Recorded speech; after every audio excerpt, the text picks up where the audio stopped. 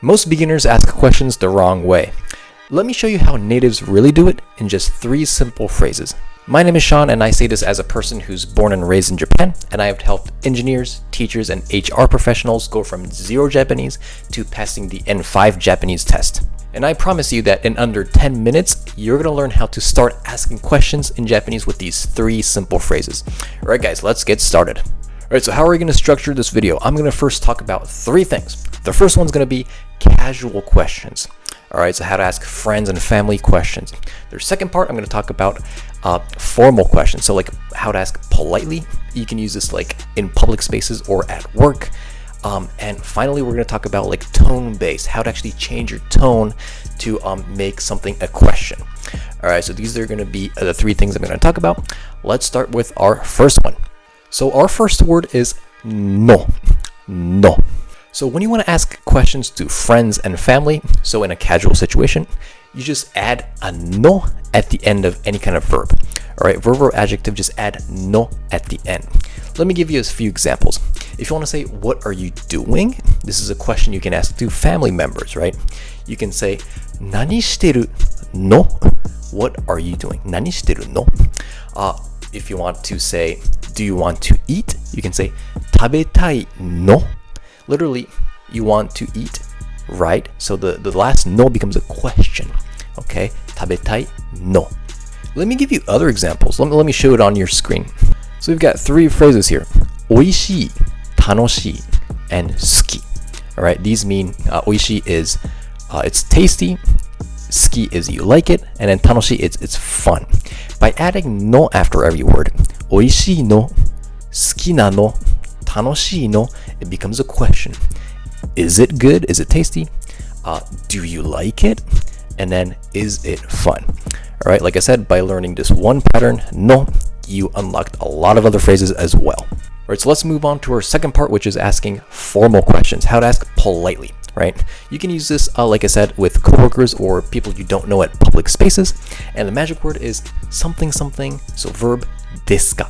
Verb plus desu ka. The informal way was no. The formal one here is desu ka. If you want to ask somebody what happened, instead of saying the informal version, doushita no? In polite situations, if you want to be polite, you can say doushitan desu ka? Okay, remember guys, formal, polite questions always end with desu ka. This is a very good way to ask questions to people, especially you don't know very well. So, for example, if you want to ask a person about a local restaurant that you want to go to, if you want to ask them, is it good? Like, do you like it? You'll probably ask them, oishiin desu ka? The informal one is oishii no. The formal one, the polite one here is oishiin desu ka? Another example I'll give you here. So if you want to ask, if you're traveling and if you want to ask a person, a stranger that you don't know, if this hotel is cheap, you can ask them, yasuin desu ka? Yasuin desu ka? So let's move on to number 3, using your tone to make it a question.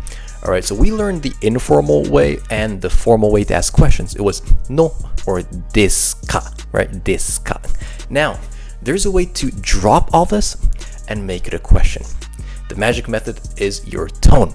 So at the end of the verb, if you put it up a little bit, so like iku, right, or taberu, it becomes a question. Now you don't need to use no or desu ka.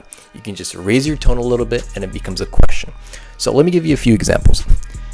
Iku, right? Do you want to go? Do you want to eat? Taberu?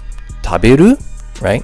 If you just say taberu, it's a statement, I will eat. If you say taberu at the end, it becomes a question.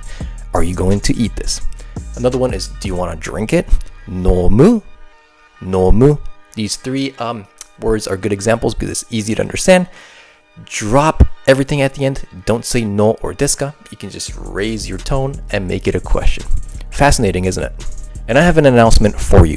If you're working in IT in Japan, I'm offering you a spot in our 10-week Japanese training program. We're going to go through one-on-one with me. You're going to go through how to answer phone calls, how to actually sound more polite in general, how to attend business meetings at work. All right, this program is going to be great because it's you're going to be working with me one-on-one, and you're going to learn how to sound natural in general.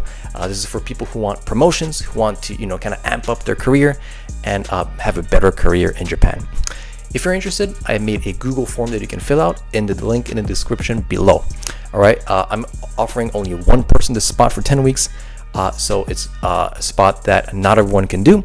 So if you're interested, please fill the form in the link in the description below, and I'll talk to you. I'll be contacting you after looking at your information.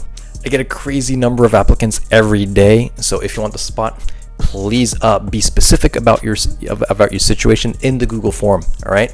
So yeah. Anyways, those were 3 simple phrases you can use when you want to ask questions in Japanese. All right, guys. If you like this video, please like it, and I'll talk to you in the next one. Bye bye.